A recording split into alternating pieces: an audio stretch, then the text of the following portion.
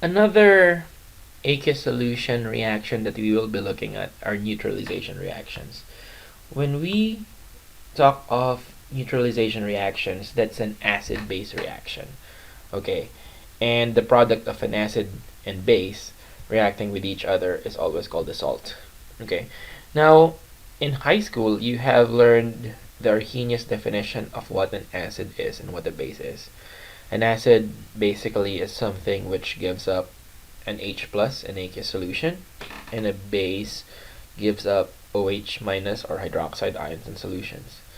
A more general term that we will actually be looking at for this chapter, and in chapter 13 if you decide to stay for 106, is the Bronsted-Lowry definition. The Bronsted-Lowry definition actually suggests that, or states that rather, not even suggests, that acids are proton donors, and acids actually, or rather protons are actually given the sign H plus, okay, which is just hydrogen charged positively. Okay, H plus is a proton because remember, if we're talking about this specific hydrogen allotrope, okay, which has a mass number and atomic number equal to 1, and that means this species has no neutrons. Okay, and in its neutral state, meaning this species, then it has one proton and one electron to balance out the positive charge. But once you introduce a positive charge to this one, you're actually removing an electron, and all you're left behind is a proton. That's why H plus is a proton. And another way to express H plus, though we will not be using it in this chapter, is H3O plus, which is just a hydrated form of H plus. It's called the hydronium ion. Now, in succeeding chapters, again, we will interchange H plus and H3O plus. Okay, but anyway, that's Bronsted-Lowry acids. Bronsted base is the one which accepts a proton, again H plus or H3O plus. And then the most generic definition will be Lewis acids and bases. Lewis acids are lone pair acceptors, and Lewis bases are lone pair donors. But we're not going to go into Lewis bases for this chapter as well as Lewis acids. Now again, as for all acid-base reactions, the product will always be a salt. Okay, so for example here, hydrochloric acid reacting with sodium hydroxide will produce sodium chloride, and this is actually the salt. I'm not sure why the label there got shifted. And for this kind of reaction, you also produce water. That's water. Okay, and then for the hydrochloric acid and sodium hydroxide reaction, you can see that there's an exchange or some sort of double displacement reaction between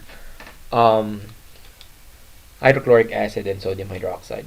Okay, now these ionic compounds are soluble in water. Well, hydrochloric acid is not an ionic compound, so they will break up actually into ions, but water, okay, at least for the purposes of this chapter, stays intact as H2O. Okay, and then for the Bronsted-Lowry definition, let's say we have here a proton transfer from hydrochloric acid into NH3, which is ammonia, to form the salt ammonium chloride. Okay, now I did say earlier that hydrochloric acid, even though it's not an ionic compound, will completely dissociate in water, and that's because hydrochloric acid is one of the 7 strong acids. Okay, you'll basically have to memorize these along with the 8 strong bases. So it's quite easy to memorize the bases. Note some notable exceptions from groups 1 and 2. Okay, for bases, it's mostly group 1 and 2 hydroxides, except those which I did not put in a box. Now, for the strong acids, 3 out of 7 of them are actually HX. type of acids in which X is a halide, meaning anything from group 7. Now, as you can see, hydrofluoric acid, or HF, is actually not a strong acid. And the reason for that is because remember that fluorine is the most electronegative element. Okay, fluorine is the most electronegative element, and therefore it wants to actually hold on to the bond that it shares with hydrogen.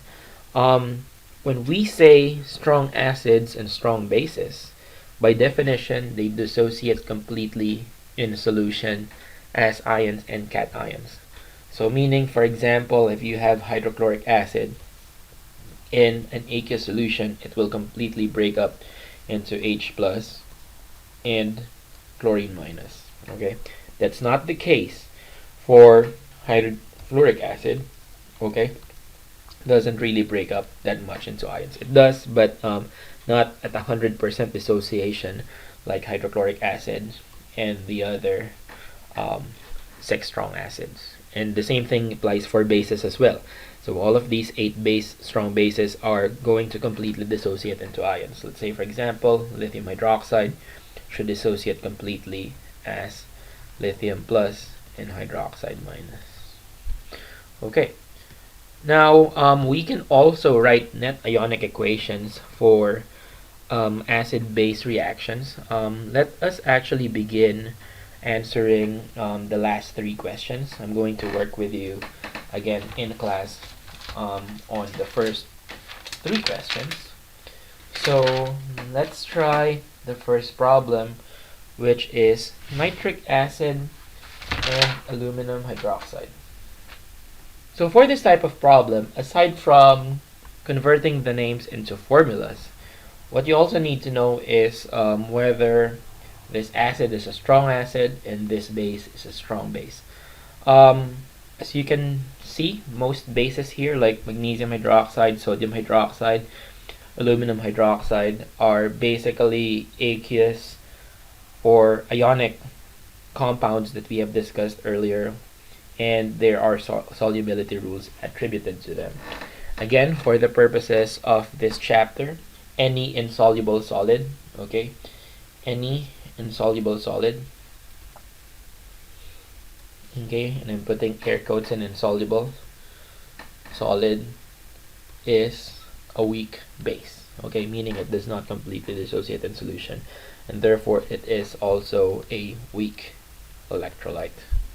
Okay, so let's go over the fourth problem then. Okay, we have nitric acid, which is HNO3, and that should be a strong acid. It's one of the 7. And then we have aluminum hydroxide. Okay, this should be the formula for aluminum hydroxide.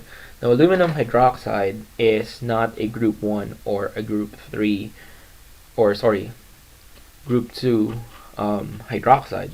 So this one should be a weak base. Okay, and not only that, it is actually insoluble in water. Okay, as per solubility rules. It's important to know actually whether your base here is insoluble or not. Okay.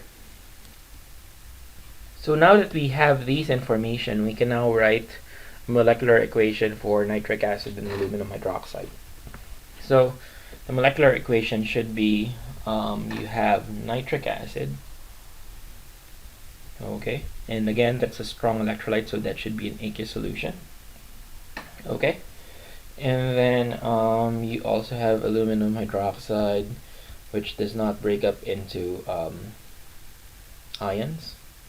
Okay, it's insoluble, which will yield water. Okay, water is a liquid, cannot be an aqueous compound. Okay, plus another product for this one is aluminum nitrate. Okay, notice by the way that for acids and bases, this is also a double displacement reaction. Okay, similar to precipitation reactions. Okay, and this should be soluble in water because it's a nitrate. Okay, we still have to balance the equation, so we're going to put here a 3 before nitric acid, and we're going to put a 3 before water as well. It balances the equation. Okay, The total ionic equation, therefore, should be nitric acid should be soluble in water, so that should be H plus aqueous, and then nitrate, okay,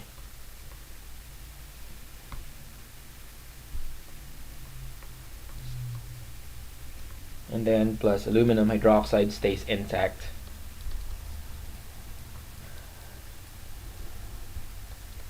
Okay, going to water also stays intact, but let's not put that stoichiometric coefficient yet. We're gonna put it later. Okay, and then aluminum nitrate also dissociates completely. Oopsies. Okay, and then to balance the equation, we need to put a 3 before H plus. Okay, we need to put a 3 as well before H2O. Okay, and I believe that balances the reaction. Okay, the next thing that you want to do is write the net ionic equation. Okay, so let's see which of these cancel out. So nitrate cancels out on both sides, and you know what, that's actually it. Okay, so what we have left will be 3H plus aqueous plus then soluble base aluminum hydroxide, okay, which will react to yield water and aluminum 3 plus ions. Okay, and the next we go to the next problem where we have acetic acid. So since it is an acid, that should be your acid. So acetic acid has this formula. Okay, acetic acid is not one of the 7, so that should be a weak acid. And then you also have KOH, potassium hydroxide. Now potassium hydroxide should be a strong base. Okay, so again, we can write the molecular equation such as acetic acid. Okay, now sure, acetic acid is a weak acid, but it's still dissolved in water. So for this one, we're still gonna write acetic acid as aqueous. Okay, and then plus potassium hydroxide going to, oops, we forgot aqueous, going to form that's going to form potassium acetate. So acetic acid will just give up that hydrogen. Okay, that's the proton part of the formula. CH3COO aqueous, and then plus, let's just remove this, H2O liquid. Okay, and then after that we can write a total ionic equation, which is just again, since acetic acid is a weak acid, even though its state says aqueous, we're not going to break that up into ions in our total ionic equation. So instead we're going to write acetic acid as intact. Okay, that again does not necessarily mean that acetic acid does not fully dissociate in solution. Keep in mind that it's a weak acid, it partially does. But for the purposes of this, of writing this total ionic equation, we're just gonna write acetic acid as intact. Okay, and then plus potassium plus aqueous. Okay, potassium hydroxide is a strong base, it will dissociate completely in solution, plus hydroxide minus aqueous. Okay, which will give you potassium acetate will dissociate completely in water on the other hand. Okay, so plus K plus aqueous plus CH3COO minus, that should be the acetate ion, and then plus water. Okay, the only thing which cancels out here is potassium, and therefore the net ionic equation should be acetic acid in an aqueous solution plus hydroxide ion will form acetate ions plus water. Okay, and then lastly, let's solve the last problem. So for the last problem, you have hydrochloric acid. Okay, that's a strong acid. And then you also have calcium hydroxide. Okay, that's a strong base. And if you actually remember solubility rules, calcium hydroxide is also a soluble hydroxide. That makes sense given that it's a strong base. Okay, so here the molecular equation should be calcium hydroxide, okay, aqueous, plus hydrochloric acid, aqueous, yielding water, or well, let's actually write first calcium chloride, sorry, yielding calcium chloride. Okay, calcium chloride is aqueous, and then plus water. Okay, we need to balance the equation next, so we're gonna put a 2 here before hydrochloric acid. We're gonna put the 2 here before water. Okay, so you can see they react in a 1-2 fashion. Calcium hydroxide and hydrochloric acid, that is. Okay, and so the total ionic equation should be again all of these two, or these two are going to dissociate completely in solution, given that they are a strong acid and a strong base respectively. The salt that they will form, calcium chloride, is also soluble in water. Okay, so what we have is calcium 2 plus aqueous plus hydroxide ions aqueous plus H plus ions aqueous plus chlorine minus aqueous, which will yield calcium 2 plus aqueous plus chlorine minus aqueous plus H2O. Okay. And after that, this equation looks like it's balanced. Okay. Now we can cancel out calcium on both sides of the equation. Can cancel out chlorine on both sides of the equation, so that what we're left is H plus aqueous plus OH minus aqueous going to H2O liquid, which is just the formation of water in a neutralization reaction involving an arrhenius acid and an arrhenius base. In particular, a strong arrhenius acid and a strong arrhenius base. Okay.